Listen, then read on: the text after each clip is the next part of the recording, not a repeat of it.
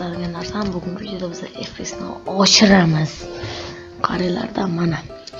Bugungi videoda bizlar FPS oshirishni o'rgataman. Albatta men kanalimga YouTube kanalimga obuna bo'lishni unutmanglar. Qani ketdik. Birinchi o'rinda bizlar qaranglar, nastroykamizni qanday qilib qilishimiz. Albatta hozirgi o'rinda bizning FPSimiz qancha bo'libdi?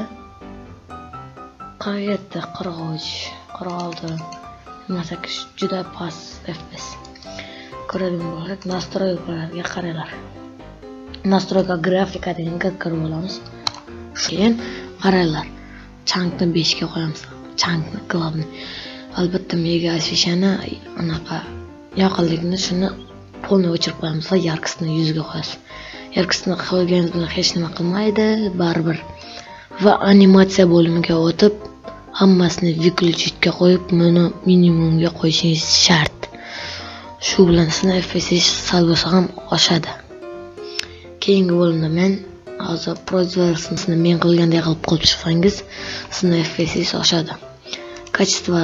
Качество kelganda ham shunaqa. Detalizatsiya hammasini shunaqa qilib, выключение qilib chiqsanglar, yaxshi FPS ko'rsatadi. Производительностьni hammasini shunaqa qilib chiqsanglar, albatta FPS oshadi. Keyingi o'rinda mana настройка better FPS bu mod bo'lib FPS'ni oshiradi. FPS yaxshi ko'rsatadi. Algoritm reveniyaga qo'yib, buni выключение, быстро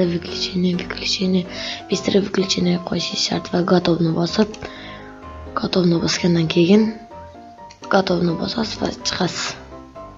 Mana bo'ldi. Endi ko'rsatgandan keyin yaxshi FPS ko'rsatayotgan bo'ladi. Qaranglar endi. 1 2 3 FPS'imizga qaraymiz. 70, 59, 78, 76, 81 yaxshi FPS ko'rsatyapti. Albatta, ha aytgancha kanalimizga obuna bo'lib, like bosib qo'yishni unutmanglar. 1 minute later.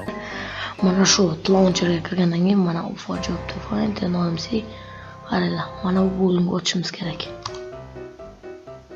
Shu bo'limga o'tgandan keyin mods degan papka bo'ladi.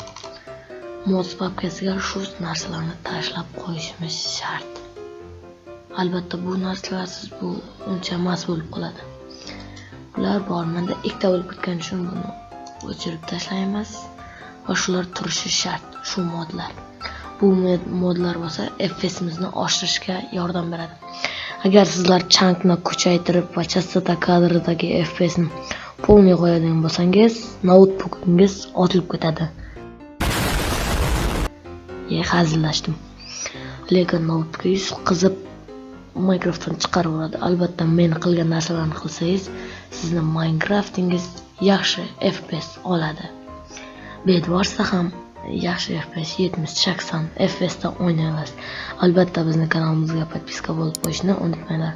Xayr, sog' salomat bo'linglar.